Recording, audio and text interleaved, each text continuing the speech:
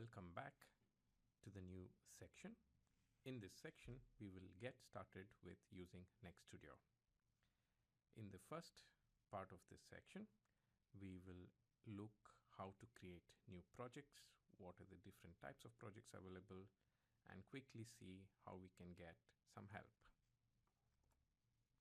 I hope the installation steps worked from the last lessons, and optionally, if you have received a license and the installation of the license also went well.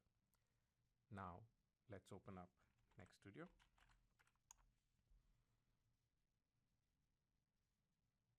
When you first install it and open it for the first time, this is the default layout that you see.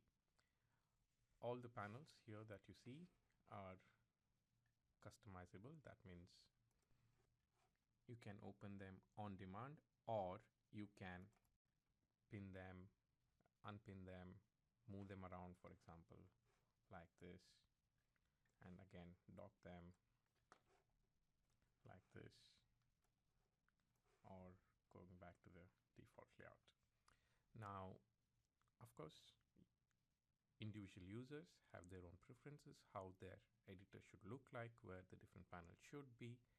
So before you make changes to the layout and how you want your editor to be looking like, I suggest that you do not move around the windows or panels in the default layout. The suggestion is that you go to Edit,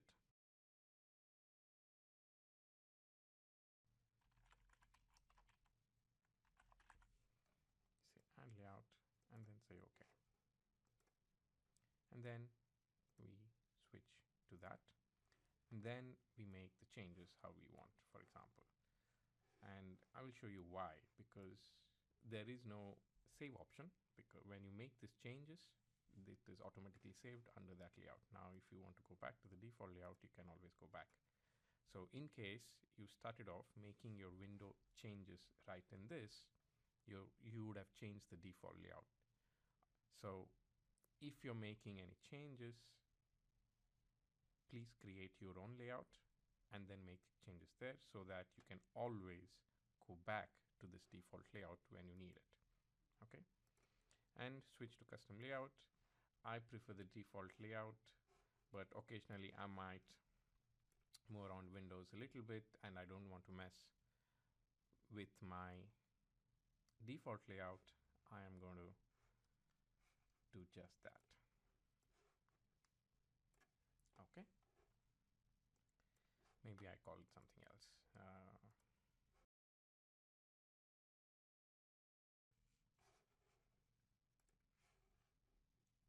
I'll probably maybe just call it custom layout, and you update it. Okay, go back to your custom layout, and in case you make any changes, the changes are stored over there. Continuing, you can create a new solution by clicking on File, New, and Solution. Of course, you can use the shortcut Ctrl-Shift-N, or you can create this button over here. So let's do this option. Any of the three ways that you do, you get this window. It has three things to fill in. You have to select a template, a name of your solution, and where you want to store it. Now, what are the different options or templates here? You can click on them and it will tell you what they are. Of course, this means that it just creates pure 640.99 project, and there will be no support for any canvases. In other words, it means that you cannot do any HMI functionality.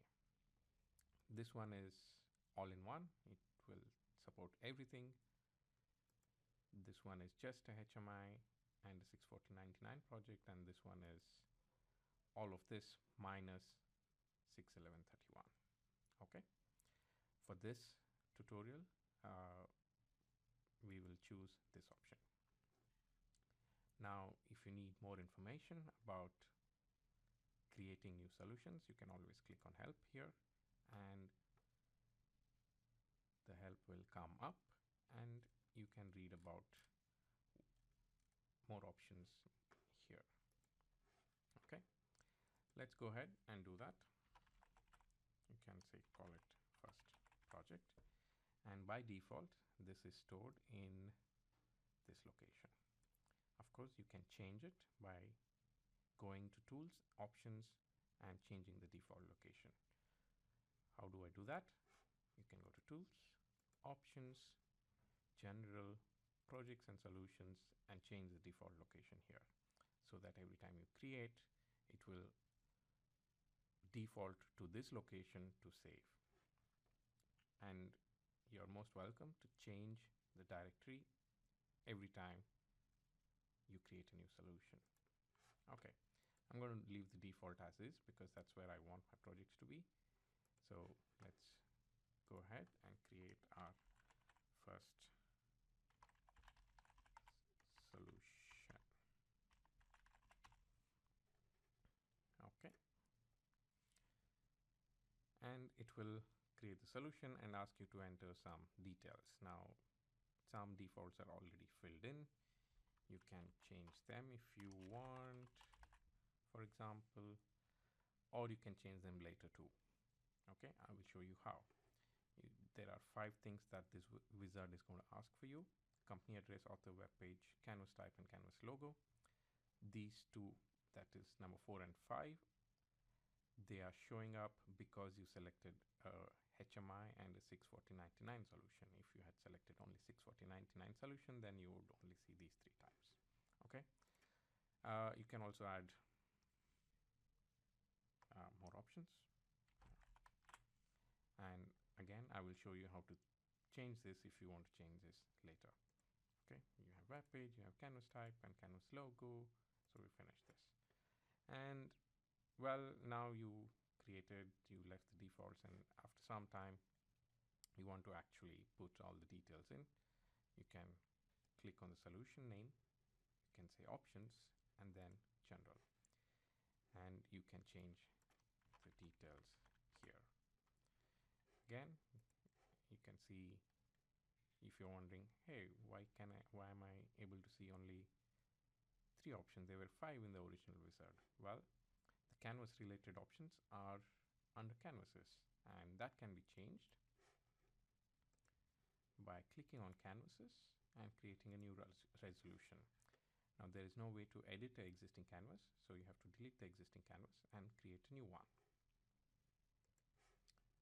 And these are your default canvases that get created when you first create the project. Okay, that's about it, about creating the solution briefly. And in order to close a solution, you can either exit, but if you're intending to open some other solution, you can always go to close and say close solution. Shortcut for this is Ctrl+Shift F4. Okay. Once you close the solution, if you want to open it, you can go either here, open solution, or you can go to file, open, project solution. The shortcut is Ctrl+Shift O, and of course there is recent projects.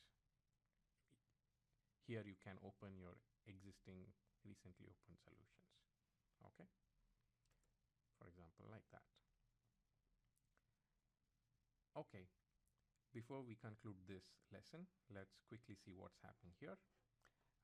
This is your most root level where your solution exists. Under that, first will be your list of libraries.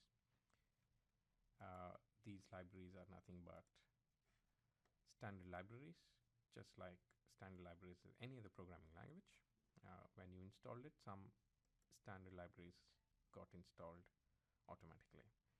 And when you create the project, by default, these 2 libraries are added. Later on in the project,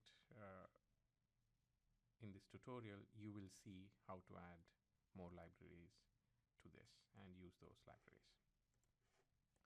Then you have your system overview where you have your applications and your devices configured. Then because you selected a HMI option when you created the solution, you also can see CAT. It stands for Composite Automation Type. Do not get overwhelmed by what this is. We will see a full section tutorial tutorial on how to use CAD function blocks. This is very specific to NxtStudio. And of course, when you create them and you instantiate them, those instances are stored in the CAD instances folder. If you already know what 64099 is, then there are many different aspects to it, like for example, basic function block, composite function blocks, sub-applications, service function blocks, adapter function blocks, etc. Okay, so do not get overwhelmed by what all of these are. In the coming lessons, we will slowly get introduced to what different function block types are, how to create them, how to use them.